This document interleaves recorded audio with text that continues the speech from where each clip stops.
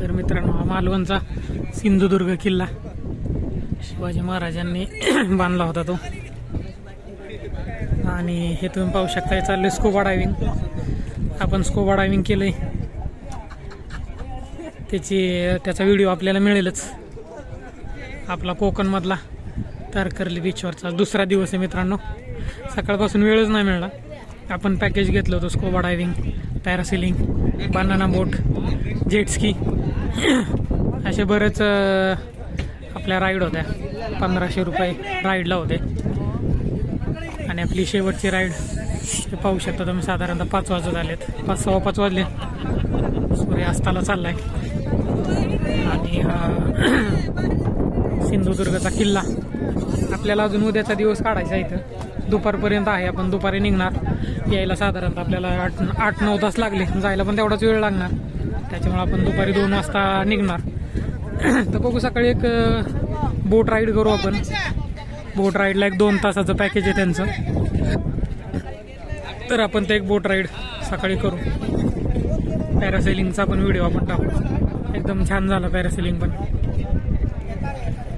एकंदरीत ही बोट, या बोटमध्ये आपण आलो होतो आणि पॅरासेलिंग स्कूबा डायव्हिंग केलं होतं। हे असं बघा, स्कूबा डायव्हिंगचं असतं। सिलेंडर वगैरे इथं तुम्ही पाहू शकता। हे जे आहे सिलेंडर, त्यासमोर ते जॅकेट। आणि करायचा आपला फर्स्ट टाइम होता स्कूबाचा। थोडासा डीपमध्ये गेलो होतो, खाली एकदम कातळ टाईपमध्ये दिसलं सगळं। रंगीबेरंगी मासे वगैरे होते।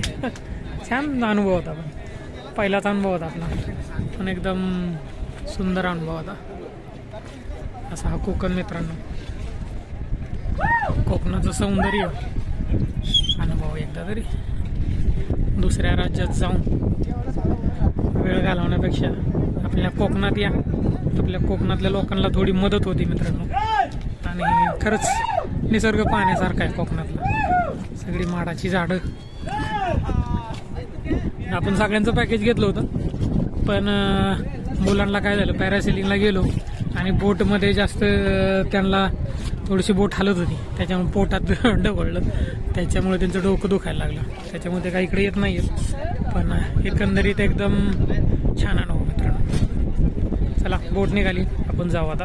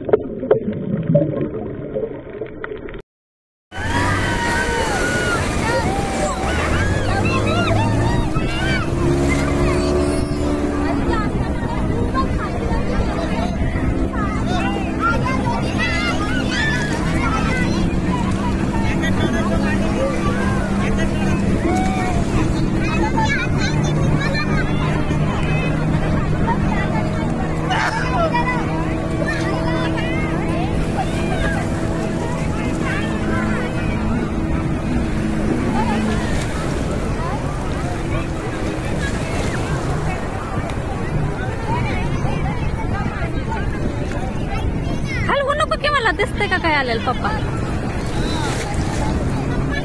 तिकडं पण राईड करायला गेले।